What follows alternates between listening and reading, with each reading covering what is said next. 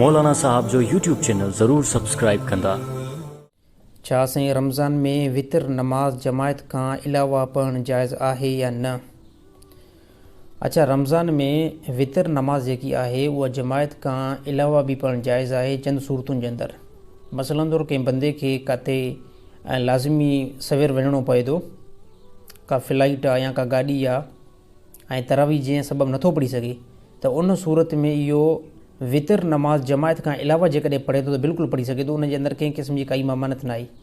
त वितर नमाज़ जमायत खां अलावा बि जेको आहे पढ़ी बंदो सघे थो। उहो कहिड़ी कंडीशन में, जॾहिं को उज़ुर हुजे, मसलन तौरु को मरीज़ आहे, तरावी नमाज़ बिल्कुलु पढ़ी नथो सघे ऐं अहिड़ी तरह फ़र्ज़ु पढ़ी करे इन खां बाद में पोइ हिन जो मर्ज़ु ज़्यादा आहे जेको हिनखे तरावी नमाज़ ते बीहणु नथो छॾे, त उन सूरत में इहो फ़र्ज़ु नमाज़ खां बाद में वितर नमाज़ जेकी आहे उहा इनफ़रादी यानी अकेली पढ़ी सघे थो, जीअं आम ॾींहंनि में अकेली नमाज़ पढ़ंदो आहे वितर जी।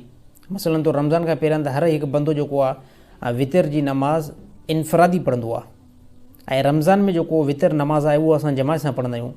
त बीमारी आहे या काॾे ट्रेवल ते सफ़रु करिणो आहे, जहाज़ में सफ़रु करिणो आहे, त उन सूरत में इशा नमाज़ खां बाद में उन खां फ़र्ज़ु नमाज़ खां मुतसिल तव्हां वितर नमाज़ बग़ैर जमायत खां पढ़ी सघो था, चंद उज़ुर जे तहत।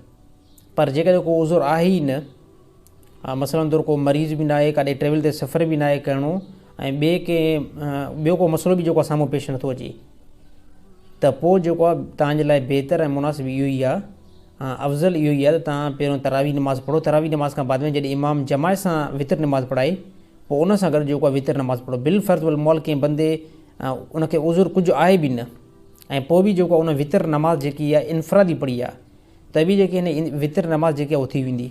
जाइज़ अमल आहे, ऐं जाइज़ ऐं नाजाइज़ इन में का ॻाल्हि अचे ई त नथी, जाइज़ अमल आहे बिल्कुलु।